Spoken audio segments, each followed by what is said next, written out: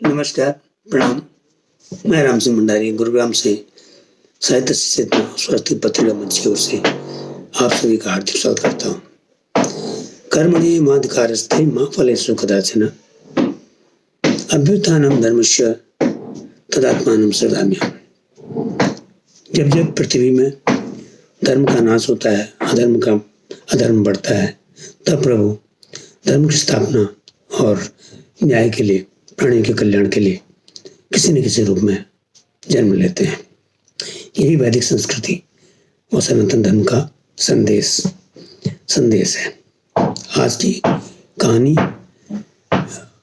शुरू करता हूँ। आज की कहानी का शीर्षक है तृष्णा यानी प्यास, अभिलाषा, लालसा। आप जिस नाम से भी इसको पुकार सकते हैं। साउथ कोरिया में एक सियोल की राजधानी सियोल के पास एक छोटे से गांव में एक बच्चा और अपनी माँ के साथ रहता था। घर की हालत ठीक नहीं थी। उसकी माँ पास के कस्बे में एक छोटी सी दुकान में काम करती थी। माँ की एक ही आंख थी और देखने में सुंदर न होने के कारण बच्चा अपनी उस माँ से प्यार नहीं करता था, उससे किन रहता था, लेकिन कुछ कह नहीं पाता था। एक दिन स्कूल में जब सभी बच्चों की माँ बाप को भी बुलाया गया तो उसकी माँ भी स्कूल में गई और जब वहाँ पर और बच्चों ने उसकी माँ को देखा, उसकी एक आँख को देखा, तो उन्होंने उस बच्चे का मजाक उड़ाना शुरू कर दिया। उस पर वो तंज कसने लगे। बच्चा अपने साथियों की हरकत देख करके बड़ा गुस्से में था। शाम को जब वो अपने घर आया तो अपनी माँ से बहुत गुस्सा हुआ और कहने लगा कि तुम मेरे स्कूल में मत आया करो। माँ ने कुछ नहीं कहा, चुप रही।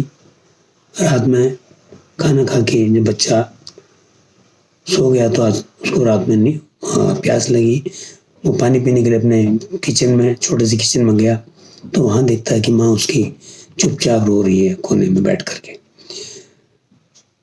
वो जोर से नहीं रो रही थी कि उसको लगा था कि अगर मैं जोर से रोऊंगी तो मेरा बच्चा उठ जाएगा।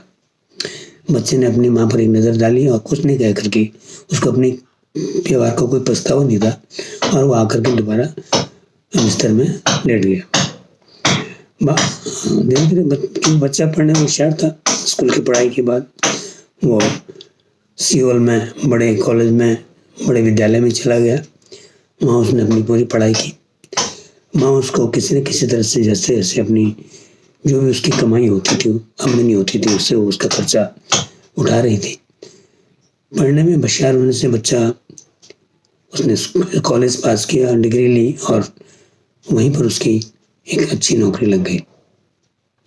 उसके बाद उसका जीवन ठीक हो गया, उसकी ज़िंदगी पटरी पर आ गई।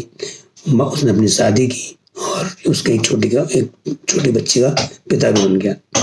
वो इधर बड़े आराम से अपना जीवन जी रहा था, उधर उसकी माँ गाँव में हवाओं में जी रही थी। एक दिन उसका मन किया कि अपने बेटे को देखने के लिए आए। जब वहाँ आया तो देखता है कि बेटा तो वहाँ पर नहीं था, किसी काम से बाहर गया था। वहाँ पर उसको उसकी पत्नी और उसकी छोटी बेटी मिली और जैसे उसकी छोटी बेटी ने उसको देखा, उसकी माँ को देखा तो वो उसको शक्ल को देख करके ही चिल्लाकर रोने लगी और डर गई।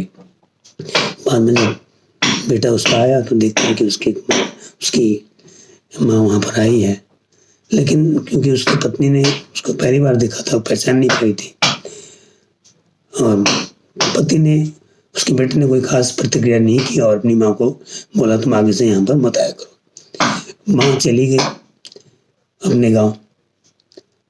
कुछ समय बाद उसी स्कूल के में कोई फंक्शन हुआ, सम्मेलन में पुराने विद्यार्थियों को बुलाया गया तो बेटा भी वहाँ गया।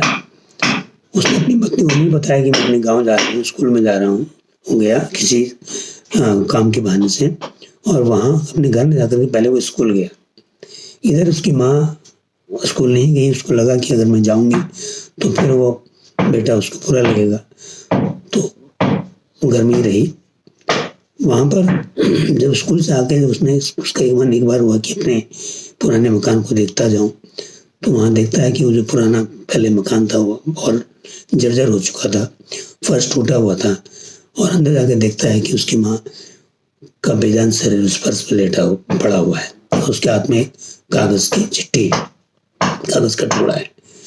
उसने वो कागज का टुकड़ा उठाया और पढ़ते ही उसके जैसे पैरों के नीचे जमीन खिसक गई। उसमें लिखा था कि प्यारे बेटे, मैं तुमसे बहुत प्यार करती हूँ, मैं तुम्हें एक बार देखना चाहती थी, मैंने तुम्हें बहुत इंतजार किया, तुम आए नहीं, तब मैंने मजबूरी में तुम्हारे घर आई। मेरे दिन ज़्यादा शेष नहीं बचे हैं जिंदगी के, और अब मैं ज़्यादा बचूंगी भी नहीं। बस मैं एक बार तुम्हें देखने की मेरी आशा थी, अभिलाषा थी, मेरी तृष्णा थी, वो मैंने तुम्हें देखा, और तुम मुझसे नाराज रहते हो,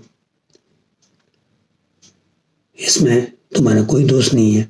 शायद तुम्हें पता नहीं है कि मेरी एक आँख क्यों है।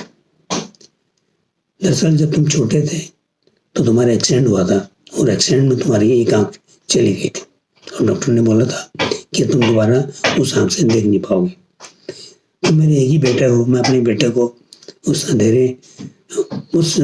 जीवन के अंधेरे में नहीं रख सकती थी, और इसलिए मैंने फैसला किया कि मैं अपनी एक आँख तुम्हें दे दूंगी। मैंने डॉक्टर से कह करके अपनी एक आँख तुम में लगवा ली, और उसके बाद आज तुम सफल हो गए हो, तुम्हारी अच्छी पढ़ाई शिक्षा हुई है, अच्छी नौकरी कर रहे हो।